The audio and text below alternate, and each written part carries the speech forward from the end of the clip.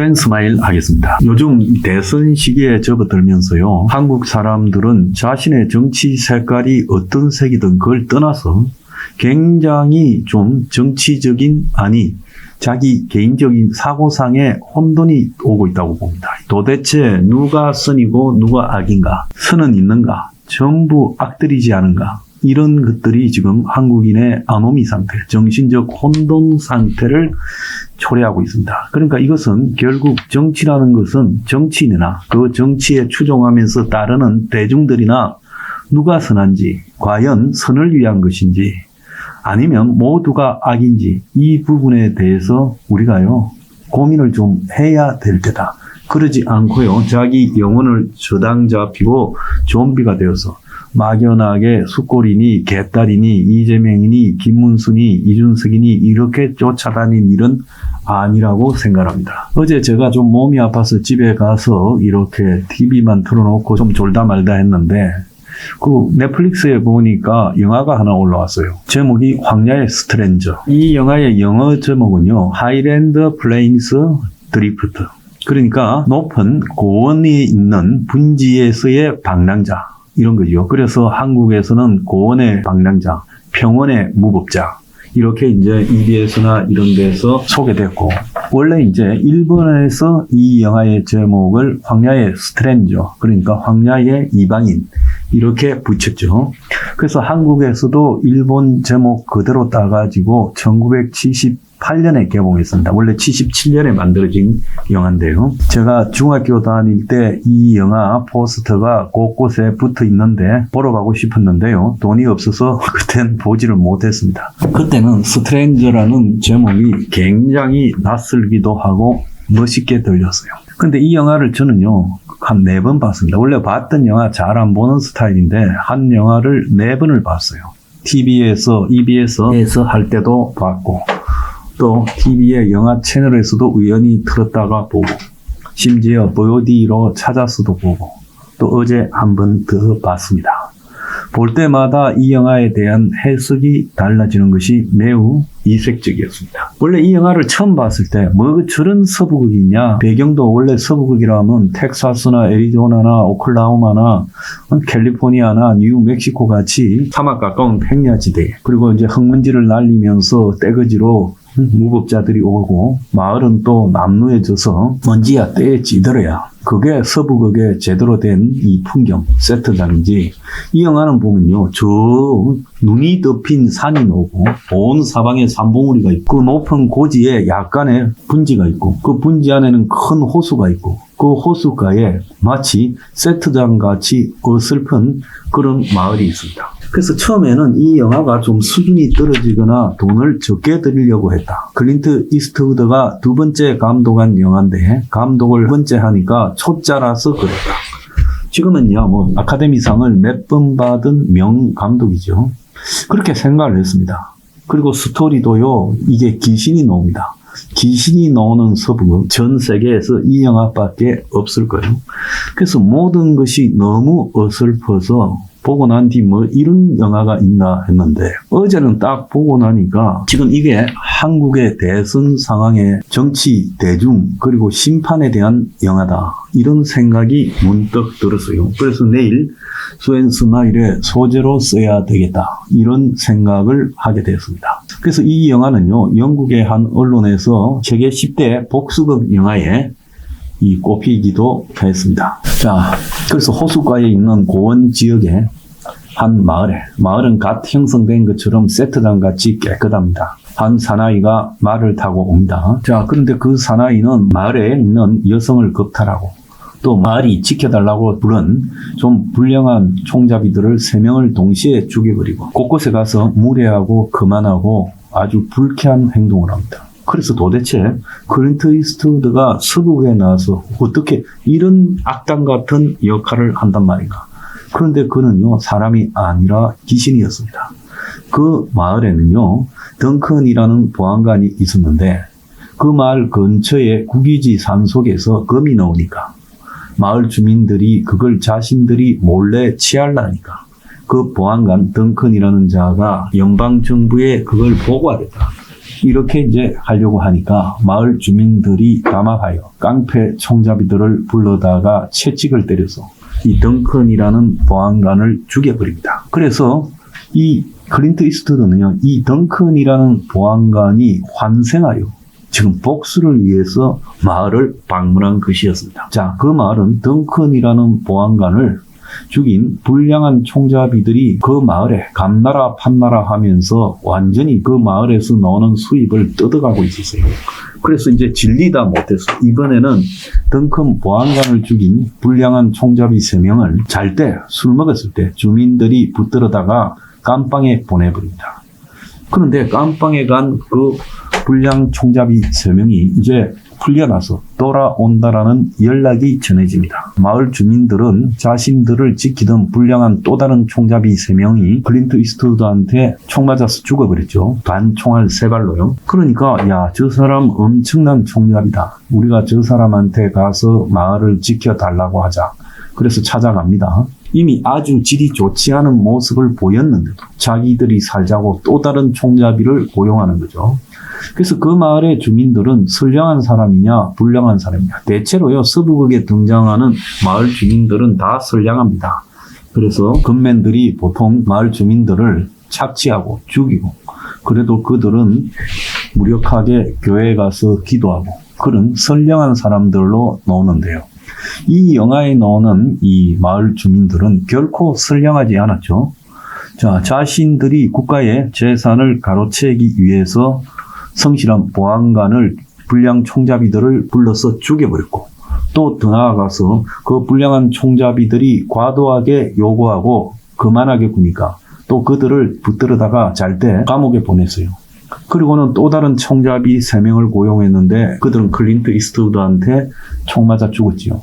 그래서 이제는 클린트 이스트우드 보고 자신들이 고용했다가, 자신들이 보안관 죽이라고 고용했다가 깜빵에 보낸 사람들을 막아달라. 굉장히 이상한 설정이죠. 억울하게 죽은 보안관이 귀신이 되어 나타났는데 그에게 보안관을 죽게 만든 3명의 불량한 총잡이들을 막아달라는 부탁을 합니다. 그러니까 주민들도 솔직히 착한 사람들이 아니라 국가의 재산을 몰래 수탈하고, 또 더 나아가서 그러면서 자신들의 비밀을 아는 사람을 죽이고, 또 불량한 총잡이들을 불러서 계속 소모품처럼 쓰는 그런 나쁜 주민들이죠.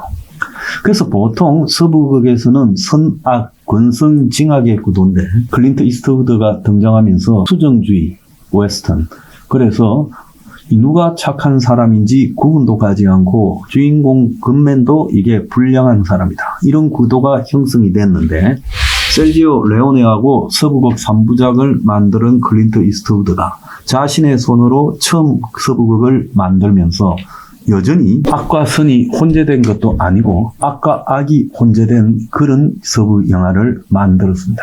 그래서 클린트 이스트우드가 이제 마을을 지켜달라 하는 그런 총잡이로 주민들에 의해서 뽑혔어요. 그래서 이 사람은 내가 하고 싶은 대로 하겠다 하면서 곳곳에 마을 가게에 가서 물건을 무상으로 이렇게 뺏고, 또 더 나아가서 마을에 멕시코 사람이나 인디언이나 이런 사람들한테 뺏은 물건을 막 나눠주고, 또 마을의 호텔에 가서도 공짜로 자고, 또 마을의 바에 가서도 전부 술을 갖다가 뺏어다가 공짜로 나눠주고, 그리고 마을의 여자들을 데리고 막 자고, 이런 식으로 이제 개차반 행보를 합니다. 나중에 마을 주민들이 견디다 못해서 클린트 이스트우드를 죽이려 하지만 오히려 저들이 다 죽어버립니다. 그리고 클린트 이스트우드는 마을을 빨갛게 칠해라, 그리고 소를 잡고 막 술을 다 내서 잔치를 하라, 이렇게 말을 하면서 마을 주민들에게 3명 오는 데에 대해서 너네들이 지킬 수 있도록 가르쳐 주겠다 하면서 총 쏘는 훈련을 시킵니다. 그런데 정작 총잡이들이 오니까 클린트 이스트우드는 떠나버려요. 그래서 마을에 준비되지 않았던 이 주민들은 총을 쏴서 그들을 쫓아내려고 하지만 나중에 이 3명이 마을 주민들을 죽이고 제압하는 것은 식은 죽 먹기죠.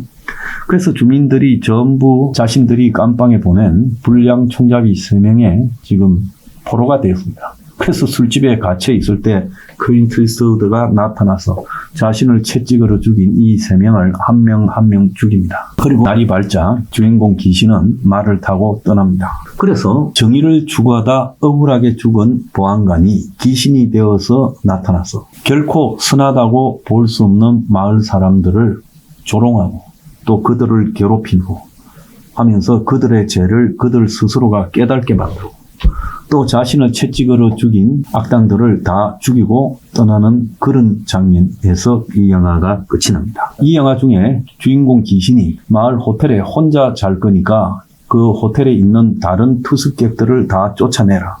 그러니까 마을에 목사가 와가지고 어떻게 이 밤에 사람들을 쫓아내란 말이냐, 어디로 가야 된단 말이냐, 이러니까 귀신 총잡이가 이야기를 합니다. 너 그 집으로 데려가라. 그러니까 목사가 호텔보다 싸게 받겠습니다. 이렇게 말하는 장면이 나옵니다. 그래서 정의로운 한 사람이 죽어갈 때 그 마을의 시장, 심지어 목사조차도 묵시적으로 정의로운 보안관을 죽이는데 공모하고 방관하는 역할을 했다는 점을 이런 식으로 비꼬는 장면이 나옵니다.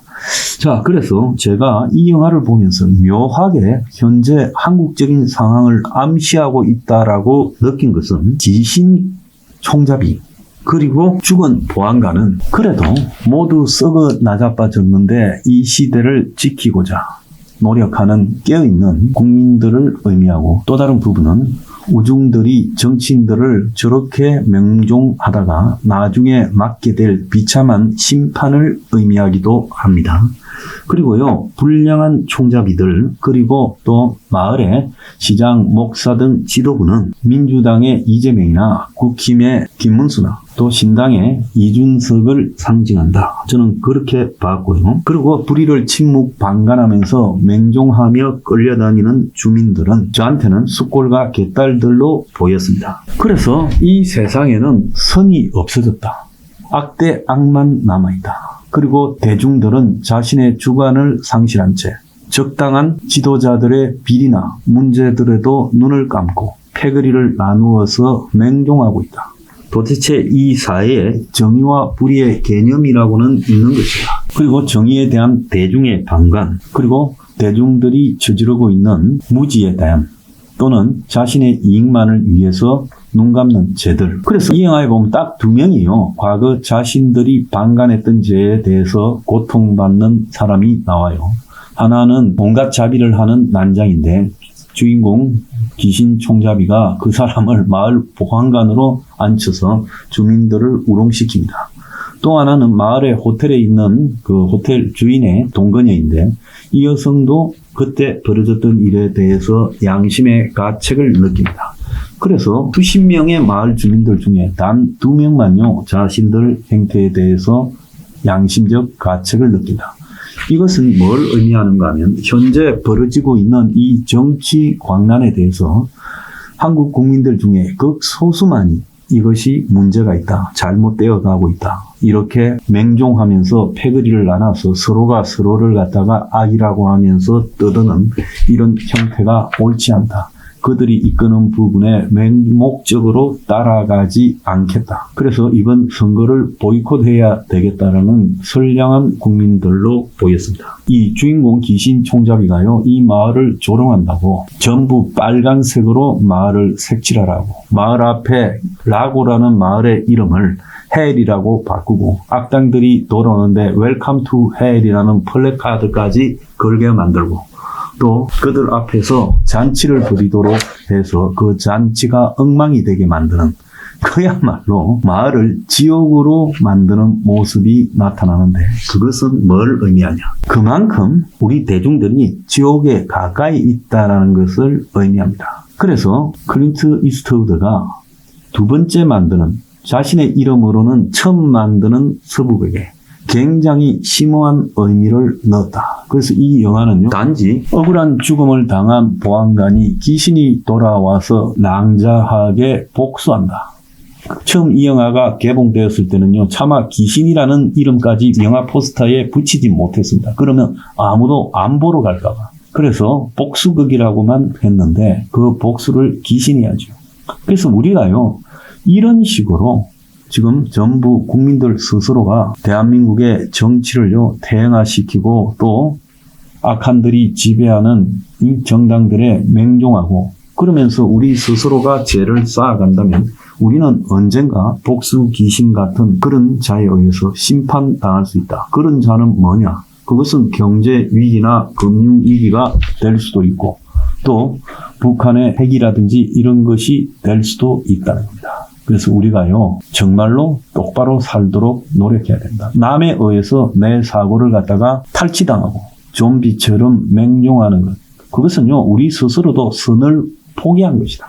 공동체를 좀 더 낫게 만들기 위한 노력을 포기하고 남들처럼 적당히 시류에 묻어가는 우리는요, 불의를 방관하고 어떻게 보면 우리 스스로 일정한 악을 선택한 자들이다라고 이야기할 수 있습니다. 한국에 지금 선이 어디 있고 악이 어디 있고 정의가 어디 있고 불의가 어디에 있습니까? 자, 그 영화에 나오는 마을이나 한국에 돌아가는 형태나 저는 매우 비슷하다고 느꼈습니다. 자, 넷플릭스에서 어제 올라왔으니까 요즘 대부분 넷플릭스 보니까 그 영화를 한번 제 말을 생각하면서 보기 바랍니다. 황야의 스트레인저였습니다.